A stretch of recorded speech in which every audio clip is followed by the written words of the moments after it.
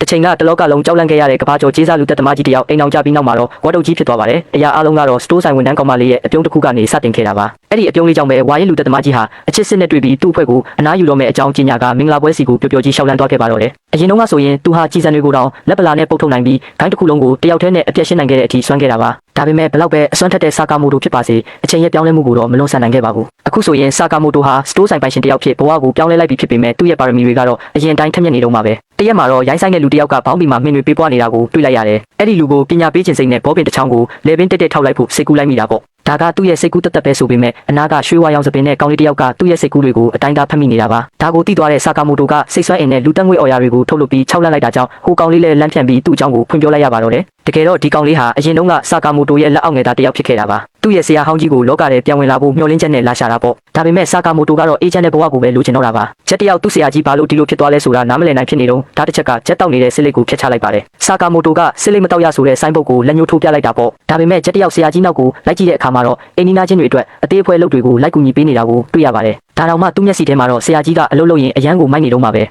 ဲမကြခင်မှာပဲဂိုင်းချုပ်ကြီးစီကဖုံးဝင်လာပြီးဂိုင်းရဲ့စီကံအရာခွင့်ပြုချက်မရှိဘဲထွက်သွားတဲ့သူဟာတေတံပဲဖြစ်လို့စာကာမိုတိုကိုတက်ပစ်ဖို့ချက်ကိုအမိန့်ပေးပါတော့တယ်သူတို့ကတခြားလူသက်သမားတွေကိုလည်းလှုပ်အောင်မှာပါနောက်တနေ့သူတို့ပြန်ဆုံတဲ့ခါမှာတော့ချက်တယောက်သူ့ဆရာကြီးကိုကိုယ်တိုင်ရင်ဆိုင်ဖို့ဆုံးဖြတ်လိုက်ပြီးအတန်တိတ်တနက်နဲ့ခိုးပစ်လိုက်ပါတယ်ဒါပေမဲ့စာကာမိုတိုကတော့တခြားလုံးတစ်လုံးကိုထွေးထုတ်ပြီးကြီးစံကိုပုတ်ထုတ်လိုက်တာပေါ့ချက်ချင်းဆိုသလိုပဲကလတ်ထိုင်ပေါ်ကဝတ်တုပ်ကြီးဟာလူရိပ်ပင်မမြင်ရပဲပျောက်ကွယ်သွားပါတယ်အာယုံခံစိတ်ကူးဖက်ဆွမ်းရရှိတဲ့ချက်တောင်ဘာကိုမှဖတ်လို့မရတော့ပါဘူးအဲ့ဒီအချိန်မှာစာကာမိုတိုကစင်တစ်ခုရဲ့နောက်မှာအေးဆေးပဲပုံနေတာပါသူ့လက်ထဲမှာတော့တခြားလုံးတစ်လုံးနဲ့တရေခွင်းတစ်ချောင်းရှိုံနဲ့တင်တကယ်လက်နက်အစ်စ်လိုထိရောက်အောင်သုံးနိုင်စွမ်းရှိပါတယ်သူကမုတ်လုံးကိုလှမ်းပစ်ပြီးကျက်ရဲ့အမြင်အာယုံကိုကွယ်လိုက်ကအตาလေးပဲကန်ချက်တစ်ချက်နဲ့အလဲသိမ့်လိုက်ပါတော့တယ်ချက်တယောက်သတိမေ့သွားပြီးပြန်လို့လာတဲ့အခါမှာတော့စာကာမိုတိုရဲ့အိယာဘောကိုရောက်နေတာကိုတွေ့လိုက်ရတယ်အဲ့ဒီခါကျမှပဲချက်တယောက်သူ့ဆရာကြီးဘာလို့ဒီလောကကနေထွက်ခွာသွားလဲဆိုတာကိုနားလည်သွားခဲ့ပါတယ်ဆရာကြီးဟာသူ့ဘဝရဲ့အကြီးမားဆုံးသောပျော်ရွှင်မှုကိုရှာဖွေတွေ့ရှိသွားခဲ့ပြီလေသူပြန်ခါနီးမှာစာကာမိုတိုကနောက်လဲလာခဲ့ပါဦးဆိုတဲ့ဆိုင်းဘုတ်ကိုပြခဲ့ပေမဲ့ချက်ကတော့ဒါဟာနောက်ဆုံးနှုတ်ဆက်ခြင်းဖြစ်လိမ့်မယ်လို့တွေးခဲ့တာပေါ့ဂိုင်းချုပ်စီပြန်ရောက်တဲ့အခါမှာတော့ချက်ကစာကာမိုတိုရဲ့အသက်ကိုသူ့အသက်နဲ့လဲလှယ်ပေးဖို့တောင်းပန်ခဲ့ပါတယ်ဒါပေမဲ့ဂိုင်းချုပ်ကတော့သူတို့နှစ်ယောက်လုံးကိုတက်ပစ်ဖို့ပဲကြံစည်နေတာပါချက်ကဂိုင်းချုပ်ရဲ့စိတ်ကူးကိုချက်ချင်းဖတ်မိပြီးခေါင်းတစ်ခုလုံးကို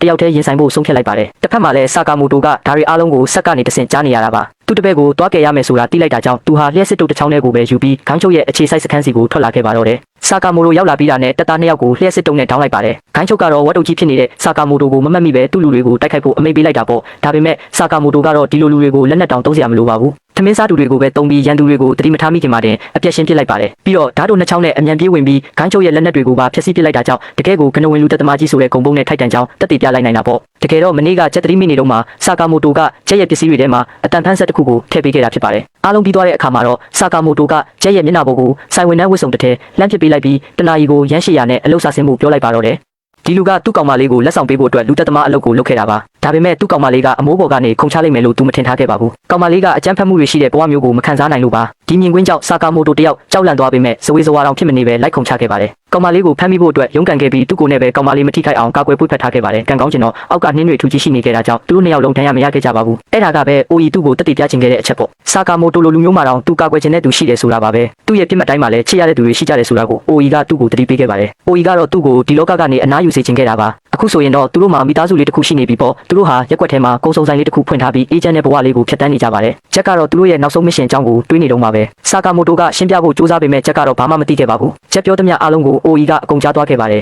်အကယ်၍မိသားစုစီကံတွေကိုဖောက်ဖျက်ရင်ညစာငတ်မယ်လို့သူ့ကိုတတိပေးလိုက်ပါတော့တယ်ခဏကြာတော့သူတို့နှစ်ယောက်လုံးတရုတ်တန်းကိုထွက်လာခဲ့ကြပါတယ်မိသားစုအတွက်ပေါက်စီအချို့ဝယ်ခြင်းလို့ပါအဲ့ဒီအချိန်မှာပဲအပေါ်ကနေအတန်ကြီးထွက်ပေါ်လာပါတယ်မင်းကလေးတယောက်ဟာအချိန်နဲ့ပြုတ်ကျလာခဲ့တာပါသူတို့အခုတင်မဲ့ဝယ်ထားတဲ့ပေါက်စီတွေလည်းပျက်စီးသွားခဲ့ရပါတယ်အဲ့ဒီနောက်မှာတော့လူမိုက်တစုရောက်လာပါတော့တယ်အဲ့ဒီမင်းကလေးကတိုက်ခိုက်ရေးမှာတော်ပေမဲ့လည်းလူအင်အားချင်းမမျှတာကြောင့်ခဏအတွင်းမှာပဲအကြက်ရိုက်သွားခဲ့ရပါတယ်စာကာမိုတိုလည်းဝင်ပါဖို့ဆုံးဖြတ်လိုက်ပါတယ်သူကဇာကနာတစ်ချောင်းကိုတုံးပြီးလူမိုက်တွေရဲ့ဓာတ်မြောင်ကိုကျိုးအောင်လုပ်ပစ်လိုက်တယ်ပြီးတော့တိုက်ခိုက်လာတဲ့ကောင်ကိုတတိလစ်သွားအောင်ထိုးချလိုက်ပါတော့တယ်ဂျက်ကလည်းခုန်တက်ပြီးအဲ့ဒီကောင်ရဲ့ကရုံးကောင်းကိုဖျက်ရိုက်လိုက်ပါတယ်မကြခင်မှာပဲစစ်ကူတွေထက်ရောက်လာကြပြန်ပါတယ်သူတို့ကစာကာမိုတိုနဲ့ချက်ကိုပါကြံရပါရီလို့သဘောထားပြီးတိုက်ခိုက်လာကြပါတယ်အဲ့ဒီမင်းကလေးကသူ့မနာမဲကလူအန်နာဖြစ်ပြီး try အကိုင်းချုပ်ရဲ့သမီးဖြစ်ကြောင်းပြောခဲ့ပါတယ်အဲ့ဒီလူတွေဟာသူမရဲ့မိဘတွေကိုဖမ်းသွားတဲ့သူတွေလို့လည်းရှင်းပြခဲ့တယ်သူတို့ကမိသားစုရဲ့ယတနာတိုက်တော့ကိုလူယူဖို့စူးစမ်းနေကြတာပါသူမကသူတို့ကိုဒီပြဿနာတွေထဲမဆွဲသွင်းချင်တာကြောင့်လမ်းခွဲဖို့ဆုံးဖြတ်လိုက်ပါတယ်ဒါပေမဲ့စာကာမိုတိုကသူမကိုပေါက်စီလုတ်တက်လာဆိုပြီးမေးလိုက်ပါတယ်သူမကလုတ်တက်တယ်လို့ပြောပြီးတဲ့နောက်မှာတော့သူကကမ်းလှမ်းချက်တစ်ခုလုပ်ခဲ့ပါတယ်သူ့အတွက်အသားပေါက်စီလုတ်ပေးမယ်ဆိုရင်သူကရန်သူတွေကိုရှင်းလင်းပေးမယ်လို့ကတိပေးလိုက်ပါတယ်အဲ့ဒီအချိန်မှာပဲရန်သူအစ်စ်ပေါ်လာပါတယ်ကန်ချက်တစ်ချက်ထဲနဲ့တင်စာကာမိုတိုကိုလွတ်ထွက်သွားစေခဲ့ပါတယ်ဒီလူတစ်ကတော့နာမည်ကျော်နေတဲ့မူဆိုတယောက်ပါချက်ကသူ့ကိုအငိုက်ဖမ်းမှုစူးစမ်းခဲ့ပေမဲ့သူတို့ကြားကအရေးချင်းကွာဟချက်ကအဝေးကြီးဖြစ်နေခဲ့ပါတယ်နောက်ထပ်တိုက်ခိုက်သူတယောက်ကတော့အန်နာကိုအပြက်ရှင်းဖို့ရှေ့ကိုတိုးလာခဲ့ပါတယ်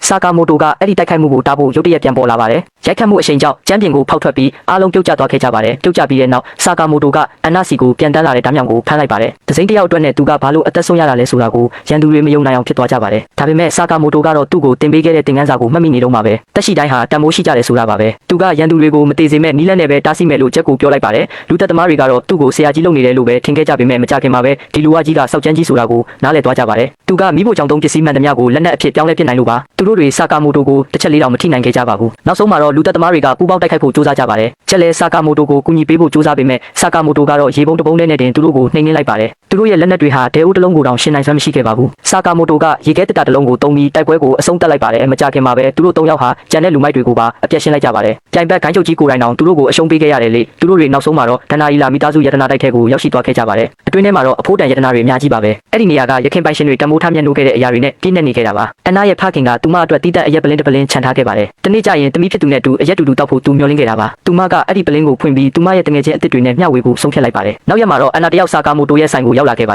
ယ်သူမဟာချက်လိုပဲဝန်ထမ်းလုပ်ဖို့လာခဲ့တာပါဒါပေမဲ့သူမကပထမဆုံးနေ့မှာတင်2နာရီတောင်နောက်ကျပြီးမှရောက်လာခဲ့ပါတယ်ချက်ကဇော်တကတက်ခဲ့ပေမဲ့နောက်ဆုံးမှာတော့သူတို့2ယောက်လုံးအဆင်ပြေသွားကြပါတော့တယ်ဒီလူကတော့ထမင်းစားသူနဲ့ကြည်စံကိုဖမ်းပြနိုင်တဲ့သူပါအခုဆိုရင်တော့သူ့ကောင်းပေါ်မှာဒေါ်လာတန်ပေါင်းများစွာတန်တဲ့စုချင်းငွေကြီးရှိနေပါပြီဒီနေ့မှာတော့ဆာကာမိုတိုဟာသူ့ကိုယ်ပွားတစ်ယောက်နဲ့ဆုံခဲ့ပါတယ်မကြခင်မှာပဲအဲ့ဒီလူတို့ကသူ့ရဲ့ရုပ်ဖြတ်ထားတာကိုဖယ်ရှားလိုက်ပါတယ်တကယ်တော့သူကဆာကာမိုတိုရဲ့တငယ်ချင်းဟောင်းနာဂူမိုဖြစ်နေတာပါသူကရုပ်ဖြတ်တဲ့နေရာမှာဆရာကြလုံးလို့ကြက်တောင်သူ့ကိုအကဲမခံနိုင်ခဲ့ပါဘူးနာဂူမိုဒီကိုလာရတဲ့အကြောင်းကတော့ဆာကာမိုတိုကိုကောင်းပေါ်ကစုချင်းငွေအကြောင်းသတိလာပေးတာပါကျန်တဲ့အန်နာတို့ကတော့လုံးဝမယုံနိုင်အောင်ဖြစ်နေကြပါတယ်အဲ့ဒီအချိန်မှာပဲပီဇာပိုးသမားတစ်ယောက်ဝင်လာခဲ့ပါတယ်သူကနာဂူမိုကိုဖမ်းထားလိုက်ပြီးအခန်းထဲကလူတွေကိုငြိမ်ငြိမ်နေဖို့အမိန့်ပေးလိုက်ပေမဲ့ဆာကာမိုတိုနဲ့အန်နာတို့ကတော့ပီဇာကိုပဲဆက်စားနေကြပါတယ်ဒါပေမဲ့နာဂူမိုကသူ့လက်ထဲကနေအလွယ်တကူပဲယုံထွက်လိုက်ပါတယ်ဆာကာမိုတိုကလက်လွန်ချေလုံးမလုပ်ဖို့ပြောတာကြောင့်သူကအဲ့ဒီလူကိုအိပ်ပျော်အောင်ပဲလုပ်လိုက်ပါတယ်မထွက်ခွာခင်မှာနာဂူမိုကဆာကာမိုတိုကိုနောက်လာမဲ့ရန်သူတွေကပျော်စားတွေမဟုတ်ဘူးဆိုပြီးတတိပေးသွားခဲ့ပါတယ်ပြီးတော့သူကတိုက်ခိုက်သူကိုကောက်ပြီးထွက်သွားပါတယ်တစ်ဖက်မှာလည်းပီဇာဘူးတွေကကင်မရာကနေဒါတွေကိုအကုန်လုံးကိုကြည့်နေတာပါဒါပေမဲ့ဆာကာမိုတိုကသူတို့ကိုရိပ်မိသွားပါတယ်သူကသူ့ရဲ့အေဂျင့်ရဲ့ဘဝလေးကိုလာရှုပ်ရင်နောက်တရားစေရမယ်လို့တတိပေးလိုက်ပါတ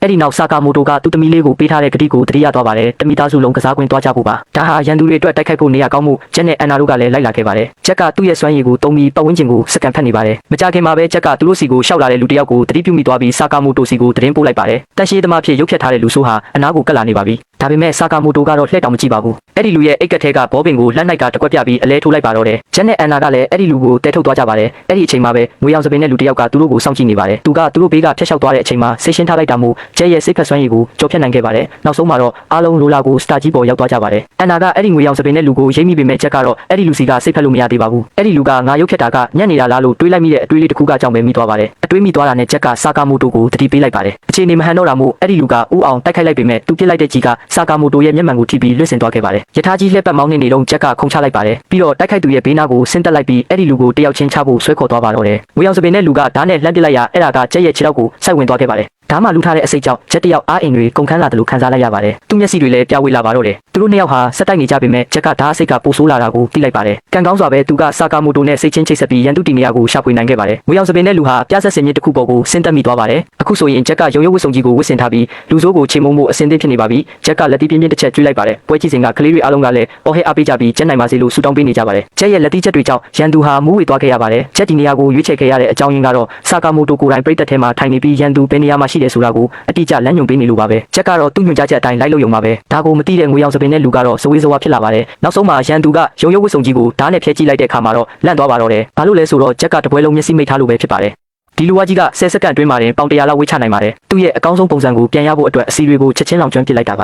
ါဒါပေမဲ့ကျေးစားလူသက်သမားတွေကခဏခဏပေါ်လာတတ်တာမို့သူဘာလို့ဘီလီယံနဲ့ချီတန်လဲဆိုတာကိုတက်တည်ပြဖို့လိုလာခဲ့ပါတယ်ရုတ်တရက်ဆိုသလိုဘွိုင်းတယောက်အသာစီးယူခံလိုက်ရပြီးသူ့ရှိကလူဟာအရင်ကလူဝါကြီးနဲ့လုံးဝကိုကွာခြားနေပါတယ်တခြားရွေးချယ်စရာမရှိတော့တဲ့အစုံဘွိုင်းဟာသူ့ရဲ့အစွမ်းထက်ဆုံးရော့ကက်လက်တီကိုထုတ်သုံးလိုက်ပေမဲ့လက်တီချင်းထိမိသွားတဲ့အချိန်မှာပဲသူ့ရဲ့လက်နက်ဟာကြေမွသွားခဲ့ပါတယ်သူ့ကိုလုံးဝဖိနှိပ်ပစ်လိုက်တာကြောင့်ဘွိုင်းတယောက်ဆာကာမိုတိုဟာဘာလို့အကောင်းဆုံးလို့အမွှန်းတင်ခံရလဲဆိုတာကိုနားလည်သွားခဲ့ပါတယ်ဆာကာမိုတိုကလည်းဘွိုင်းဟာတမအကြောင်းဝန်ခံခဲ့ပါတယ်သူဟာသူချစ်ရတဲ့သူတွေကိုကာကွယ်ဖို့အတွက်သူ့ရဲ့ခွန်အားကိုအသုံးချတက်လာခဲ့ပြီးဒါဟာသူ့အစွမ်းရည်စစ်မှန်တဲ့လှုပ်ဝက်ချက်ပဲဖြစ်ပါတယ်ဒီအချိန်မှာတော့ဘွိုင်းဟာဆာကာမိုတိုကိုလုံးဝလေးစားသွားခဲ့ပြီးသူအားကျခဲ့ရတဲ့လူမိုက်ကြီးအဖြစ်ရှိနေသေးပဲဆိုတာကိုသိသွားခဲ့ပါပြီတစ်ဖက်မှာတော့အန်နာဟာတိုင်ဟီနဲ့တိုက်ခိုက်နေရပါတယ်တကယ်လို့သူမအနေနဲ့10စက္ကန့်တိုင်းမှာတစ်ချက်ထိအောင်မတိုက်ခိုက်နိုင်ရင်ချက်တယောက်အတိခံရမှာပါကံကောင်းစွာပဲအရက်အနေငယ်မောချလိုက်ပြီးအန်နာရဲ့မူရစ်လက်တီဟာအလုတ်လောက်လာခဲ့ပါတယ်အဆုံးသတ်ဖို့အတွက်အားပြည့်နဲ့လက်တီတစ်ချက်ပြစ်သွင်းလိုက်တဲ့အချိန်မှာပဲသူမရဲ့အမှုရှင်ကလုံးဝပြတ်သွားခဲ့ပါတယ်ဒါပေမဲ့လည်းတိုင်ဟီဟာစိတ်မဆိုးခဲ့ပါဘူးအဲ့ဒီအစားသူကစိတ်လှုပ်ရှားစွာနဲ့အန်နာကိုဖတ်လိုက်ပါတော့တယ် သူမရဲ့စွမ်းရည်ကသူ့ရဲ့လေးစားမှုကိုရရှိသွားခဲ့တာပါမကြခင်မှာပဲအာရီနိုးလာခဲ့ပြီးဂျက်ကတော့ဆာကာမိုတိုကိုရှာဖို့ပြေးထွက်သွားခဲ့ပါတယ်ဆာကာမိုတိုကိုတွေးလိုက်ရတဲ့အချိန်မှာတော့ဂျက်တယောက်အိမ်မက်မက်နေတယ်လို့တောင်ထင်မှတ်ခဲ့ပါတယ်သူဟာဗလာတောင်ဆာကာမိုတိုကိုတပ်ပုံတွေလိုက်ရိုက်ပါတော့တယ်အာရီကတော့သူတို့ကိုကြည့်နေရင်စူဂျေချောင်ပြောနေကြတာကိုကြားသွားခဲ့ပါတယ်မိသားစုစီးမြင့်အရာမိသားစုဝင်တွေဟာလှုပ်ဝက်ချက်မထားရပါဘူးဆာကာမိုတိုလည်းသူ့အပေါ်မှာဘီလီယံချီတဲ့စူဂျေထုတ်ခံထားရကြောင်းဝန်ခံလိုက်ပါတယ်အားလုံးပွင့်လင်းသွားပြီဖြစ်လို့ဆာကာမိုတိုကဒါကိုဖြေရှင်းဖို့ဆုံးဖြတ်လိုက်ပါတယ်ပထမဆုံးအနေနဲ့သူဟာ reverse အဖွဲ့ရဲ့နေရာကိုရှာပြီးစုချင်းငွေကိုပယ်ဖျက်ခိုင်းရမှာပါနောက်ရက်မှာတော့အစားတွေတယောင်စားပြီးဆာကာမိုတိုဟာလူဝကြီးအဖြစ်ပြန်ရောက်သွားခဲ့ပါတယ်မကြခင်မှာပဲသူတို့ဟာဗီဒီယိုခွေတွေဖြစ်တဲ့သတင်းချက်လက်တွေရောင်းချပေးတဲ့လှုပ်ဝက်ဆိုင်တစ်ဆိုင်ကိုရောက်ရှိလာခဲ့ပါတယ်အဲ့ဒီမှာပဲ reverse အဖွဲ့ကြောင့်တည်တံ့ပြသထားတဲ့ခွေတစ်ခွေကိုသူတို့တွေ့ရှိခဲ့ပါတယ်အဲ့ဒီခွေထဲမှာအဖွဲ့ရဲ့ဌာနချုပ်တည်နေရာကိုပြထားတာပါချက်တယောက်ပဲဒါကိုမှတ်စုလိုက်ရင်းနေတာပါမှောင်လာတဲ့အခါမှာတော့သူတို့ဟာ reverse အဖွဲ့ရဲ့ဌာနချုပ်ထဲကိုခိုးဝင်ခဲ့ပြီးအဆောက်တွေအကုန်လုံးကိုအိမ်မောကြအောင်လုပ်ခဲ့ပါတယ်အပေါ်ဆုံးထက်က boss အခန်းပဲကြံပါတော့တယ်ဒါပေမဲ့ထူးဆန်းတာကချက်အနေနဲ့ဒီထက်မှရှိတဲ့ရန်သူတွေရဲ့အတွေ့ကိုလုံးဝဖတ်လို့မရတာပါပဲ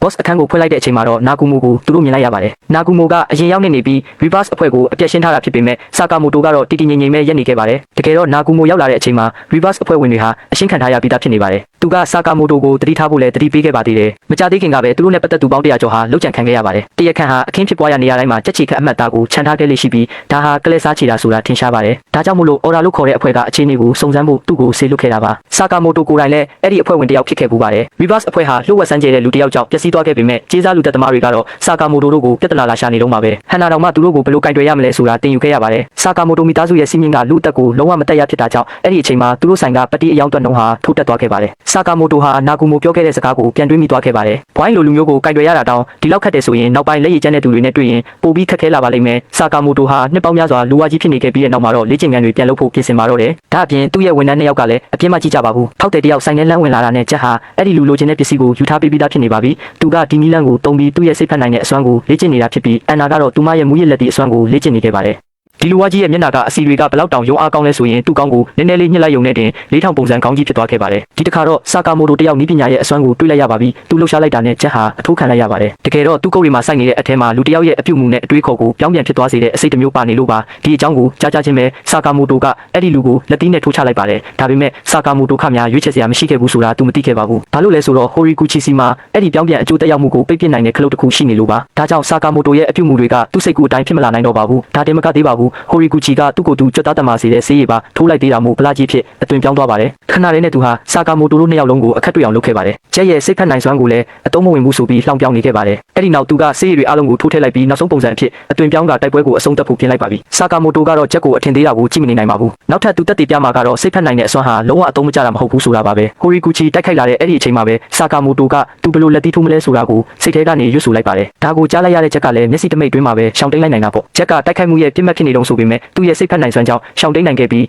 ဆာကာမိုတိုရဲ့လက်သီးချက်တိုင်းကိုဟိုရီကူချီစီပဲကြားရောက်စေခဲ့ပါတယ်ဒါကြောင့်ချက်ကရန်သူတိုက်ခိုက်မှုတွေကိုလွှဲပြောင်းပေးဖို့အတွက်အလယ်မှာပဲရပ်နေလိုက်တာပါဒီအချိန်မှာတော့ဟိုရီကူချီတယောက်အကျက်ရိုက်သွားပါတယ်အဲ့ဒီနောက်မှာတော့ဆာကာမိုတိုကဟိုရီကူချီကိုလွတ်ထွက်သွားအောင်ထိုးပစ်လိုက်ပါတယ်ဒီအထက်ကအမှုဆောင်ရရှိကိုရှင်းလင်းပြီးတဲ့နောက်သူတေတီတွေကသူ့လေဘင်းကအပ်တွေကိုဖယ်ရှားလိုက်ကြပြီးနောက်အန်နီကိုကယ်တင်ဖို့အတွက်မြေအောက်ထက်စီကိုပြေးဆင်းသွားကြပါတယ်အဲ့ဒီအချိန်မှာပဲသူတို့2ယောက်ဟာထောင်ချောက်တစ်ခုကိုနင်းမိသွားခဲ့ပါတယ်ဆာကာမိုတိုကဂျက်ကိုကန်ထုတ်လိုက်နိုင်ပေမဲ့သူကိုယ်တိုင်ကတော့ပိုက်လိုင်းကြီးတစ်ခုတည်းကိုပြုတ်ကျသွားခဲ့ရပါတယ်တစ်ချိန်တည်းမှာပဲအော်ဒါအဖွဲ့ဝင်2ယောက်ကတော့ဒီနေရာကိုတိမ့်ပိုက်ထားတဲ့ခေါင်းဆောင်ကူရှိမာကိုဖမ်းမိသွားပါတယ်ဒါပေမဲ့အဲ့ဒီကောင်ကကြက်ချီခတ်ဖွဲချောင်းကိုအသေးခံပြီးနှုတ်ပိတ်နေခဲ့ပါတယ်ခါမီဟာတေကလည်းလူသက်သမားအသင်းရဲ့စီမီအတိုင်းတစားခံတွေကိုဖမ်းဆီးမှုကြောင့်သူ့ကိုတပ်ဖို့ကလွဲလို့ရွေးချယ်စရာမရှိတော့ပါဘူးစကားလဲဆုံးရောကိုရန်တော်2ယောက်ကသူတို့ရှိမှပေါ်လာပါတယ်ဒါပေမဲ့သူတို့ဘယ်လောက်ပဲစွမ်းနေပါစေအော်ဒါဖွဲ့နဲ့တော့အဆင့်တန်းချင်းကတော့ကွာခြားလွန်းလာပါတယ်တကယ်တော့ခါမီဟာတေကသူ့ကြီးတွေပေကုံမှာဆိုလို့အိုဆာရာဂျီကိုပဲကင်တွယ်ခိုင်းချင်နေတာပါဒါကိုမြင်တော့ကူရှိမာကလူအသက်ကတမိုးရှိပါတယ်ဆိုပြီးသူ့ရဲ့အရေးချုံရုပ်ဆောင်ကိုအပြည့်အဝထုတ်ပြလာပါတယ်ဒါပေမဲ့သူ့ရဲ့ပြုပြင်ထားတဲ့လက်မောင်းကတော့လုံးဝညင်မနေပဲဓာတ်သွားတွေကိုထုတ်ပြလိုက်ပါပြီခါမီဟာတေကဒါကိုကြားပြီးလှောင်ပြောင်ဖို့လုပ်နေတော့မှပဲမျက်စိတမိတ်တွင်းမှာကူရှိမာကသူ့ရင်ဘက်ကိုမှုန်းလိုက်ပါတ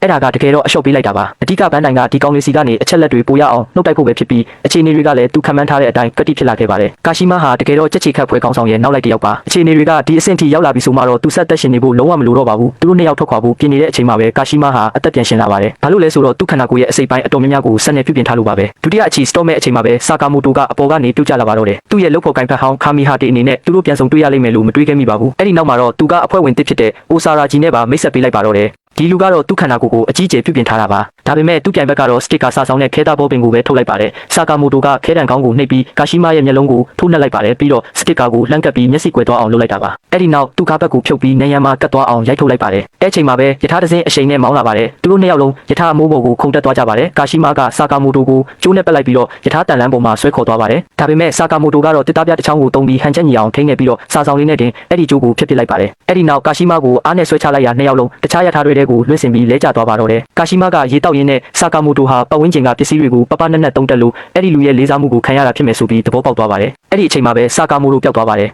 နောက်တစ်စက္ကန့်မှာပဲဆာကာမိုတိုရဲ့ကန်ချက်တစ်ခုရောက်လာပြီးကာရှိမာကိုအတိတ်စီပြန်ရောက်သွားစေပါတယ်သူကတစ်ချိန်ကတီလေးတွေကိုနှိပ်စက်တဲ့လူတွေကိုလိုက်နေပြီးဒါဟာတရားမျှတမှုလို့ခံယူခဲ့တာပါဒါပေမဲ့လူတွေကတော့သူ့ကိုစိတ်မမှန်တဲ့လူလို့ပဲမြင်ကြပါတယ်သူ့ကိုလူတွေဝိုင်းအာယုံဆိုင်နေတဲ့အချိန်မှာပဲ X ကရောက်လာပြီးမကောင်းတဲ့အတန်တွေအားလုံးကိုရှင်းလင်းပေးခဲ့ပါတယ် X ကသူ့လုပ်ရက်ကိုထောက်ခံရုံနဲ့မကပဲကာရှိမာကိုလက်ခံပေးမယ်လို့ပါကတိပေးခဲ့တာပါအဲ့ဒီအချိန်ကစပြီးကာရှိမာဟာသူ့ရဲ့နောက်လိုက်ဖြစ်လာခဲ့ပါတယ်လက်ရှိအချိန်ကိုပြန်ရောက်လာတဲ့အခါမှာတော့ဆာကာမိုတိုကသူ့ပခုံးကိုလှမ်းဖမ်းပြီးယထာရဲနှစ်ခုကြားကနေရာလွတ်ထဲကိုပစ်ချလိုက်ပါတယ်ဘာလို့လဲဆိုတော့အဖွားကိုတယောက်ယထာပေါ်တက်လာပြီးကာရှိမာကခုံကိုပိတ်ရက်နေလို့ပါသူကယထာရဲဆက်တဲ့နေရာကိုရှောက်သွားပြီးယထာတကားတစ်ခုလုံးပျက်စီးသွားတဲ့အထိဆော်ပါတော့တယ်ကာရှိမာဟာလုံးဝဆုံးသွားပြီးဒီကောင်ကလူကောဟုတ်ရဲ့လားလို့တောင်တွေးမိသွားပါတယ်ဆာကာမိုတိုကတော့ဘေးနားကပစ္စည်းတွေကိုတုံးပြီးတံပြန်တိုက်ခိုက်နေတာပါသူကပြစ်လိုက်တဲ့အရာမှန်သမျှကိုယထာလက်တန်းနဲ့ကာကွယ်ပြီးအဲ့ဒီလက်တန်းကိုပဲလှန်လိုမျိုးတုံးပြီးပြန်ထိုးလိုက်ပါတယ်ဒါကြောင့်ကာရှိမာလည်းသူ့ရဲ့နောက်ဆုံးလက်နက်ဖြစ်တဲ့အပြင်စွမ်းရည်လိုင်းကိုအားသွင်းပြီးပြစ်လွတ်လိုက်ရပါတော့တယ်ဆာကာမိုတိုရှောင်ဖို့အချိန်မရလိုက်ပဲအပြင်ကိုလွတ်ထွက်သွားပါတယ်အဲ့ဒီအချိန်မှာတခြားလမ်းကနေယထာတစင်းလာနေတာကိုမြင်လိုက်ရပါတယ်ဒါပေမဲ့ဆာကာမိုတိုကမြေပြင်ကိုခြေကန်ပြီးယထာဘော်ကိုအပြေးလေးပြန်တက်လာပါတယ်အခုတော့ကာရှိမာလုံးဝစကားမထွက်နိုင်တော့ပါဘူးသူကလူတွေကိုဆာကာမိုတိုစီကိုလှမ်းပစ်ပါတော့တယ်ဆာကာမိုတိုကတော့လူတိုင်းကိုဖမ်းပေးတဲ့အပြင်ကလေးတစ်ယောက်ကိုမုတ်ပေးဖို့တောင်အချိန်ရလိုက်ပါသေးတယ်တစ်ဖက်မှာလည်းတခြား၃ယောက်ရဲ့တိုက်ပွဲကဆက်ဖြစ်နေပါတယ်ဟိုင်ဆူကီရဲ့ကူညီမှုကြောင့်ဂျက်တက်ဘေးကလွတ်သွားပေမဲ့သူကိုယ်တိုင်ကတော့တိုက်ခိုက်ခံရပြီးလဲကျသွားပါတယ်။ဆိုင်ဘာကအဆုံးစီရင်မဲ့ချက်ကိုထိုးမဲ့အချိန်မှာပဲပါယောငှက်လေးကဟိုက်ဆူကီစီကိုကြည်စံတတောင်ယူလာပေးပါတယ်။သူကကြည်စံကိုမိကိုအာယုံခံကရိယာစီပစ်လိုက်တဲ့အတွက်ရေတွေပန်းထွက်လာပြီးဆိုင်ဘာပုံးကွယ်နေတဲ့နေရာပေါ်လာပါတော့တယ်။ဂျက်ကတော့ကျန်တာကိုရှင်းဖို့ရှေ့ထွက်လာခဲ့ပါတယ်။သူတို့နှစ်ယောက်ပေါင်းပြီးဆိုင်ဘာကိုနှိမ်နှင်းနိုင်ခဲ့ပေမဲ့ပြဿနာတစ်ကချက်ချင်းပေါ်လာပါတယ်။တက်ခွဲကန်းကိုဖျက်ဆီးဖို့အတွက်ကာရှိမာဂျူထောင်ထားတဲ့ဘုံတွေကိုခလုတ်နှိပ်လိုက်တာကြောင့်အဆောက်အဦတစ်ခုလုံး10မိနစ်အတွင်းပြိုကျတော့မှာပါ။ရှီဘာနဲ့အိုဆာရာဂျီတို့ကလုံခြုံရေးအခန်းကိုရောက်သွားပြီးအိတ်ရှိနေခဲ့တဲ့ဗီဒီယိုကိုတွေ့လိုက်ရပါတယ်။စကရင်ကနေတဆင့်တောင်သူ့ရဲ့ပြင်းထန်တဲ့ဖိအားကိုခံစားနေရပါတယ်။တစ်ချိန်တည်းမှာပဲထွက်ပြေးလာတဲ့၃ယောက်သားဟာလှိုင်းကူတစ်ခုထဲရောက်လာပါတယ်။ဂျက်ကအချိန်ကိုက်ရှော့တိုက်ပြီးကဲတင်လိုက်လို့ကြောက်တုံးကြီးတွေပြီးမဲ့အနေရကလွတ်သွားပါတယ်။ပြီးတော့သူကအရင်ကပြောမိခဲ့တာတွေကိုတောင်းပန်လိုက်တဲ့အတွက်ဂျက်ကလည်းခွင့်လွှတ်လိုက်ပါတယ်။အဲ့ဒီအချိန်မှာပဲအာဆာကူရာပြေးလာပေမဲ့စကားပြောဖို့အချိန်မရှိပါဘူး။သူတည်တည်အများပြားမြေအောက်မှာပိတ်မိနေသေးတာကြောင့်ဂျက်ကသူ့ရဲ့စိတ်ဖက်နိုင်စွမ်းကိုတုံးပြီးသူတို့ရှိတဲ့နေရာကိုရှာဖွေပါတယ်။ဒါပေမဲ့သူတို့တိတ်မဝေးခင်မှာပဲ X ရဲ့ခေါင်းဆောင်နဲ့ထိတ်တိုက်တိုးပါတော့တယ်။ပြင်းထန်လုံးတဲ့ PR တွေကြောင့်ဂျက်တယောက်အသက်ရှူဖို့တောင်ကြောက်လန့်နေခဲ့ရပါတယ်။ဒါပေမဲ့ X ကသူတို့ကိုတိုက်ခိုက်ခြင်းမပြုဘဲဆာကာမိုတိုကိုငါကနှုတ်ဆက်တယ်လို့ပြောပေးလိုက်ပါလို့ပဲပြောလိုက်ပါတယ်။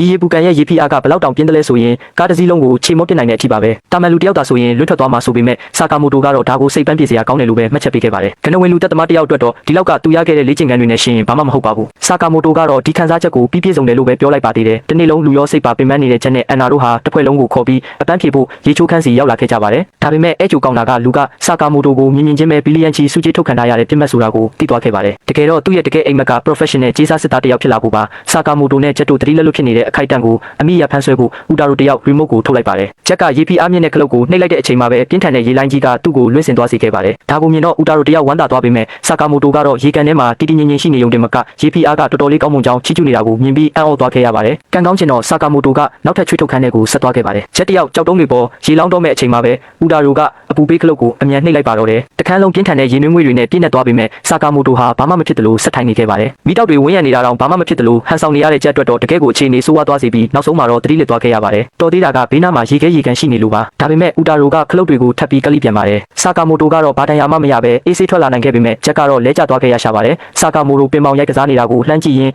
ဦးတာရိုတယောက်သူရွေးချယ်ခဲ့တဲ့လမ်းကြောင်းမှန်တန်တရားဝင်လာပါတယ်ကြေးစားလူသက်သမားဖြစ်ချင်တဲ့စိတ်ကအယူမှုရှိပေမဲ့ဘာတိုးတက်မှုမှတော့ရှိမလာခဲ့ပါဘူးသူအတွေးများနေတော့လူမိုက်နှစ်ယောက်ရောက်လာပြီးပါရိုက်လိုက်ပါတယ်ဒါပေမဲ့ဆာကာမိုတိုကတော့ဒီတိုင်းကြည့်မနေပါဘူးသူကပင်ပေါင်ဘောလုံးကိုတုံးပြီးအဲ့ဒီလူကိုလွတ်ထွက်သွားအောင်လုပ်လိုက်ပါတယ်အဲ့ဒီလူချမ်းပြင်ပေါ်လဲကျသွားတာကိုမြင်လိုက်ရတဲ့နောက်တစ်စက္ကန့်မှာပဲဆာကာမိုတိုကသူစားလက်စရေခဲမုတ်ချောင်းကိုပြစ်ပေါက်လိုက်တာအဲ့ဒီလူကိုအေးရောက်တဲ့စက်ကြီးမှာတခါတည်းကတ်သွားစေခဲ့ပါတယ်ဦးတာရိုကတော့ဒီလူကြီးကအကြံစီတွေကိုရိပ်မိနေတာလားဆိုပြီးတုံ့လောက်သွားပါတော့တယ်သူမသိတာကတော့ဆာကာမိုတိုဟာအမြဲတမ်းအလုပ်ကြံခံနေရကြဖြစ်တယ်လို့ဒီရေချိုးခန်းရဲ့ဝန်ဆောင်မှုကလည်းကောင်းလို့နေတာကြောင့်ဝင်ကူညီခဲ့တာပါ ဒါကိုကြားလိုက်ရတဲ့ဦးတာတို့ဟာယုံကြည်မှုတွေပြန်ရလာပြီးကျေးဇူးလူသက်သမားဖြစ်မဲ့အိမ်မက်ကိုဆုံးလုတ်ကဒီရေချိုးခန့်လုပ်ငန်းကိုပဲဆက်ခံဖို့ဆုံးဖြတ်လိုက်ပါတော့တယ်နောက်တစ်နေ့မှာတော့နောက်ထပ်လူတစ်စုကသူတို့ကိုပြစ်မှတ်ထားလာပြန်ပါတယ်ရုတ်တရက်ဆိုသလိုလူတစ်ယောက်ကဆာကာမိုတိုရဲ့ခေါင်းကိုလေဆာနဲ့ချိန်ရွယ်လိုက်ပါတယ်ဒါပေမဲ့ဆာကာမိုတိုကတော့ဇွန်းခက်ရင်းတွေနဲ့တင်ကာကွယ်လိုက်တာကြောင့်အဲ့ဒီလူခတ်များအံ့အားသင့်သွားရပါတယ်ဂျက်ကသူ့နောက်ကတက်တော်ဆောင်ကိုအပြက်ရှင်းလိုက်ချိန်မှာတော့ဆာကာမိုတိုကစပင်ရှင်နဲ့လူကိုစပွဲပေါ်ဆွဲလဲလိုက်ပြီးသူ့ရဲ့အတန်ကိုကြားယုံနေတဲ့ဘသူလဲဆိုတာမှတ်မိသွားပါတယ်တကယ်တော့သူဟာစင်ဒီကိတ်ကိုင်းကဝူတန်ဖြစ်နေပါတယ်လက်ရှိမှာတကိုင်းလုံးကောင်းဆောင်မရှိဖြစ်နေတာကြောင့်ဆာကာမိုတိုကိုအုပ်ချုပ်ပေးဖို့သူကမျှော်လင့်နေတာပါအန်နာကတော့ဒါကိုလက်မခံနိုင်ပါဘူးသူမကညှင်းခုန်ဖို့ရှေ့တိုးလိုက်တဲ့အချိန်မှာပဲဝူတန်ရဲ့နှာခေါင်းကနေသွေးတွေပန်းထွက်လာပါတယ်ငငယ်ကလေးကဝူတန်ဟာအန်နာကိုချစ်နေခဲ့တာပါဒါပေမဲ့အန်နာကတော့စိတ်ပိုင်းဖြစ်ပြီးသားပါသူမကဆာကာမိုတိုရဲ့ဆိုင်မှာပဲဆက်ပြီးအလုပ်လုပ်မှဖြစ်ပြီးခေါင်းဆောင်လုပ်ချင်တဲ့သူကတော့ကြိုက်တဲ့သူဝင်လုပ်လို့ရတယ်လို့ပဲပြောလိုက်ပါတော့တယ်